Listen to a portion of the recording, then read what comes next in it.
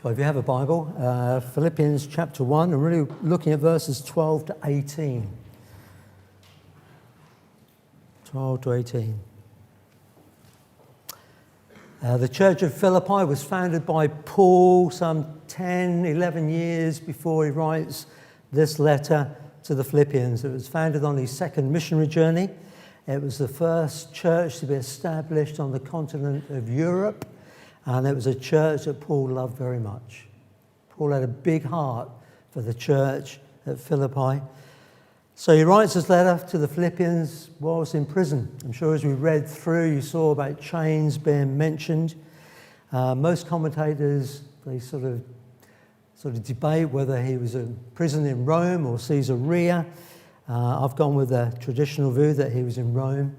You have references to the palace guard that we read in verse 13, and then later we'll look at chapter 4, verse 22 about Caesar's household that all allude to Paul being in prison in Rome.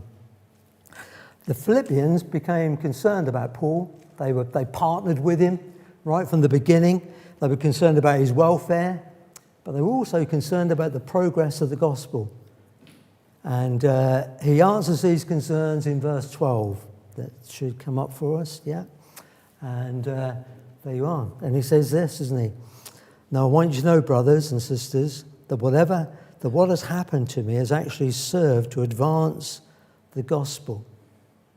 He says, so even though I'm in prison, God is at work. God doesn't make mistakes, is what Paul is saying. Even though I'm chained in prison, God is using me and God is still at work. But remember when Paul was in Philippi, there was this amazing example of God's power there, wasn't there? There was this, what ultimately culminated in a prison break, and Paul had to stop the prisoners from escaping. And maybe that's where the Philippians were wondering, where's God in all this? If you're in prison, and as you were in Philippi, and God worked this great miracle, why isn't it happening now, Paul? Why are you still there in prison? Surely it's not working out, is it? And that was in their thinking. So he relates to them here that his prison experience has so spread the gospel, so spread the message of Jesus that it's gone to places and to ears that I would have never reached unless I was in prison. It's remarkable. I'm in prison, but the gospel's gone further. It's touching more lives that I couldn't have touched if I was out of prison. That's God at work. Philippians, God is still at work. These verses speak of how God transforms setbacks, isn't he? He transforms them. Who would have thought it? And the great plan of things, we're going to put Paul in prison. The world's greatest evangelist. That's the place to put him, isn't it? God overrules setbacks in life. Someone said this, one of the great challenges we face as Christians is a threat to our confidence in the goodness of God when circumstances turn bad. That's true, isn't it? Paul could have wallowed in prison. This is not how it should be, Lord. This is not how I've planned it. I've got plans. I want to go places, do things. What Paul is showing us here is that God can transform even the worst events into opportunities for him. The Philippians thought this prison business was a hindrance. Rather, Paul shows them that it's advancing the message of Jesus. It's going further than he could have ever hoped. Christian, this is what God does. He can take our most painful experiences, the most difficult circumstances, the most confusing situations, and turn them round for our good and for his good, as painful as they can be at the time. Because this was hard for Paul. You imagine that, being chained probably 24/7, this constant changing of the guards. It would have been demeaning. Think of the practical side of all that, of being chained to someone. It would have been demoralising. It was an awful situation if you looked at it that way. Imprisoned, chained that way. What Paul is teaching is this, is that it's not circumstances that we find ourselves in, it's who we're living for in them. And that's what transformed Paul's situation. It wasn't the circumstances, who he was living for in that circumstance he found himself in. I think the clue is found in verse 21, isn't it? And he says this. I should find it there. And for to me to live is Christ. That was the answer for Paul. His life was so dominated by a love for Jesus that it could get him through this situation. And that's what will get us through difficult, dark situations if we're able to say, for me to live is Christ. That's how I'm getting through it. It's Christ is with me. Christ is going to be by my side. I'm living for him. That's how Paul got through this. The church at Philippi thought, what's going to happen to Paul? The gospel. How's this all going to pan out? But Paul reassures them, no. This is part of God's plan. The message of Jesus is progressing. God can deal with obstacles in your life, my life, Paul's life. Remember Joseph? He was thrown into a pit, but he would eventually praise God for his providence. He becomes a prime minister and saves his family. God can deal with obstacles. Remember Israel, pursued by Egypt, get to the Red Sea. What's going to happen now? God works a miracle, opens the Red Sea. They begin to, after they've crossed, they sing praises to God. God can deal with obstacles. Remember Jeremiah, he was thrown into a cistern, muddy cistern. He would eventually say, great is your faithfulness. Great is your faithfulness. New each morning are your mercies. Despite all that, God can deal with obstacles. He can deal it in your life as he did with Paul's life. The key, though, is this. Paul wasn't looking for a troubled-free life, but he had a love for Jesus in the midst of it. That was the key. For me to live is Christ. For me to live is Christ. And that was what Paul was doing here. I read this story only yesterday. It was on a chilly, cloud-covered day in 1952. A lady called Florence Chadwick began an almost 30-mile swim off the coast of the Catalina Island to mainland California. She was attempting a long-distance journey that would put it in the history books. She'd already previously been the first woman to swim the English Channel both ways. Her mother encouraged her doing the arduous swim from a nearby boat for more than 15 hours. Come on, Florence, you can do it. You imagine her mother giving her all this.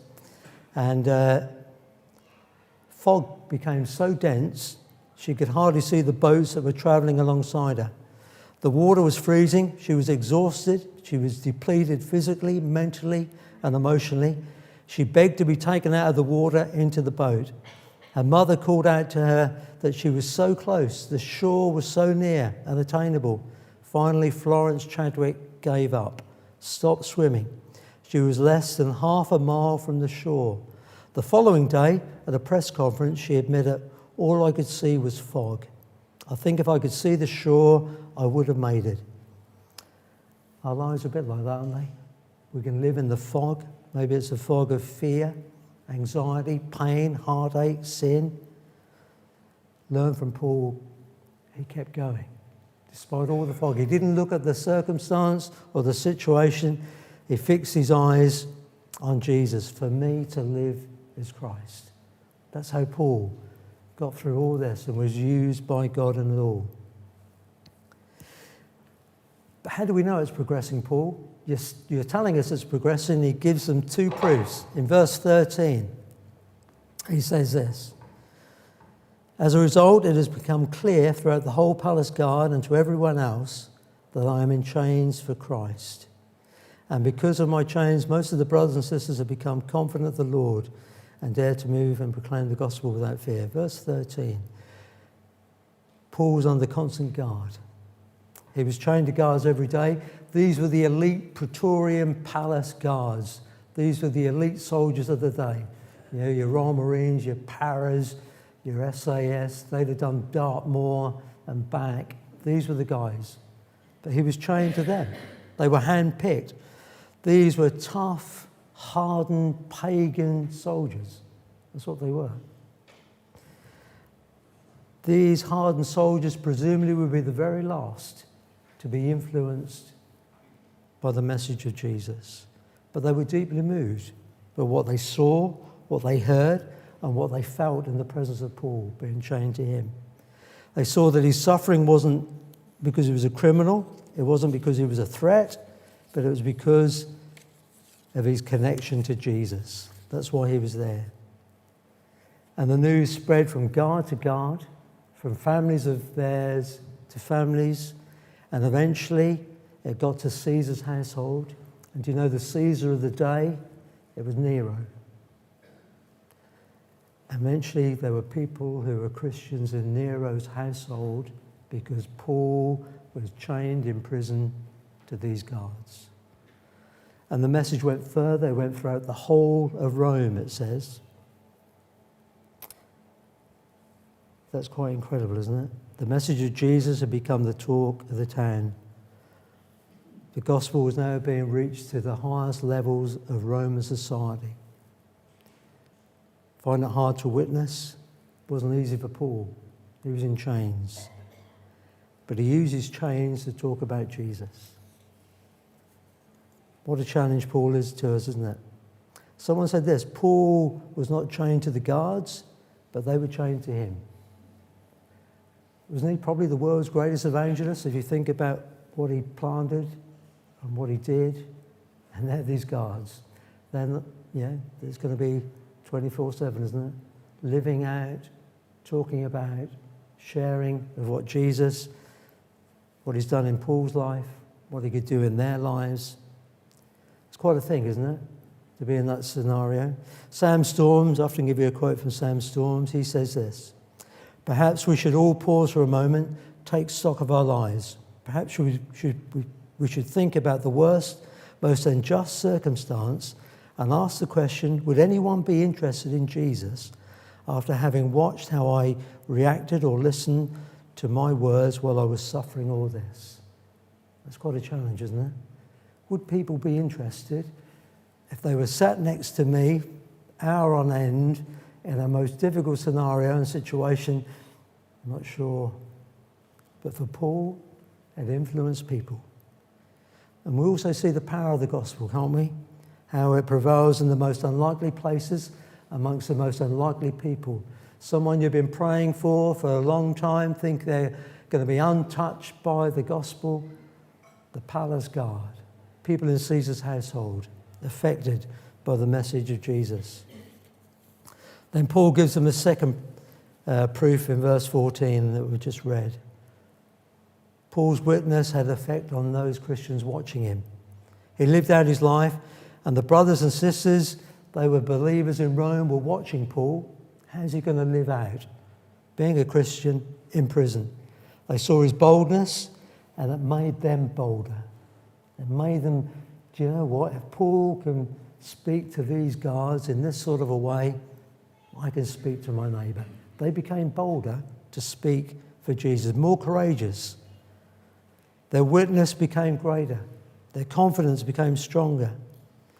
This one life impacted the whole church. That's what it's saying here. One life, Paul, impacted the life of the rest of the church. What a challenge Paul is, isn't he? Online you can Google Christian influencers.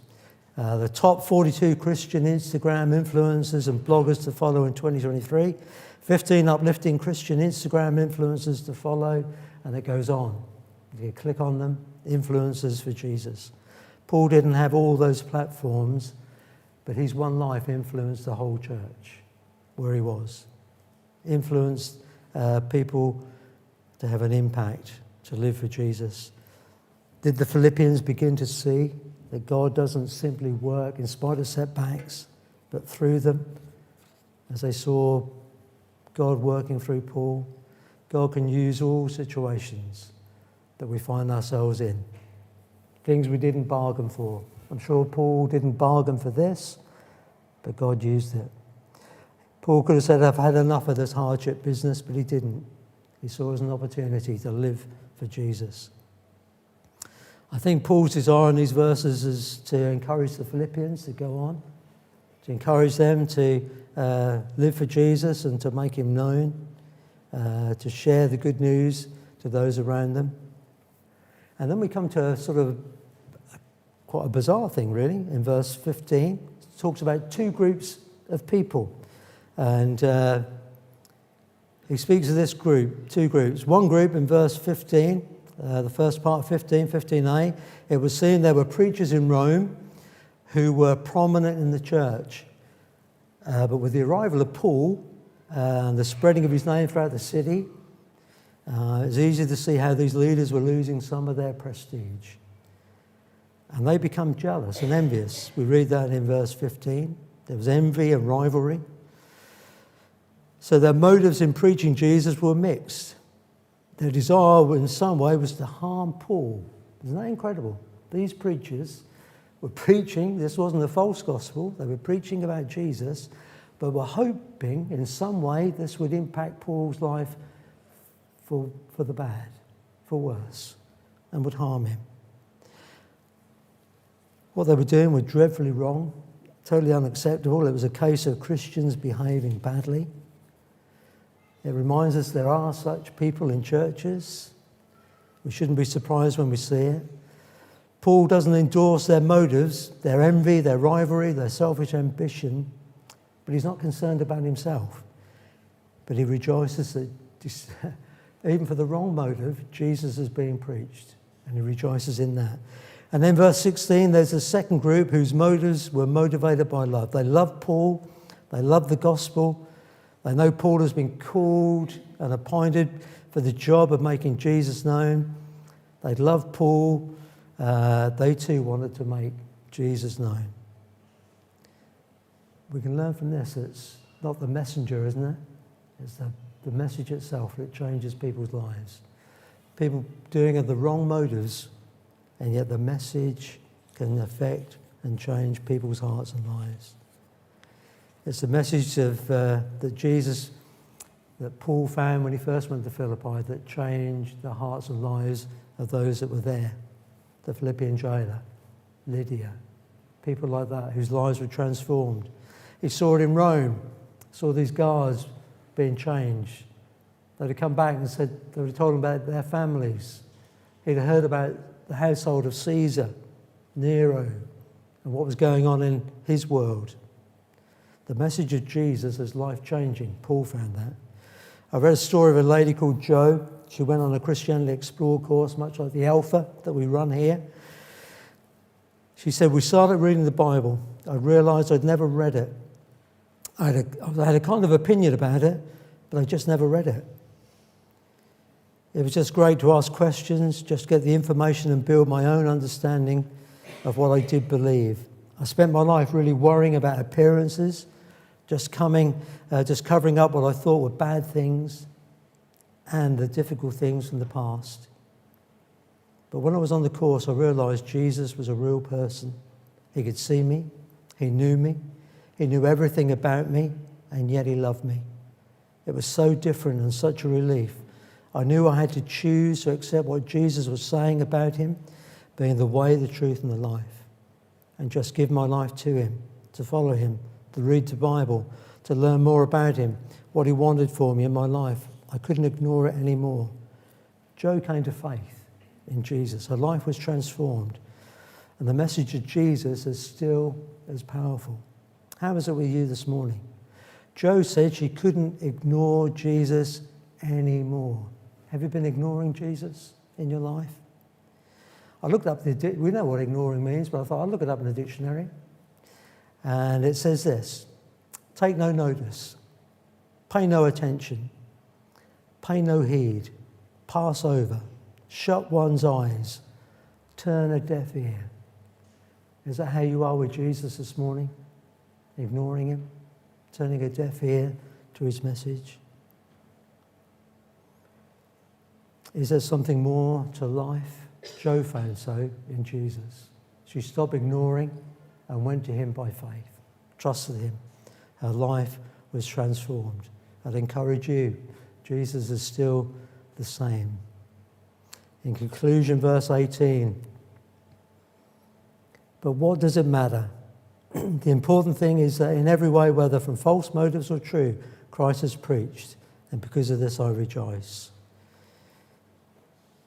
What really mattered to Paul, it wasn't what some people were doing to him, but what they were doing in making Jesus known. That's quite a outlook in life, isn't it? Quite a thing. Paul had the advance of the gospel at the centre of his life. Above all his own comforts, his bruised feelings, his reputation, his concern was the progress of the message of Jesus. He says, Christ is proclaimed, and in this I rejoice.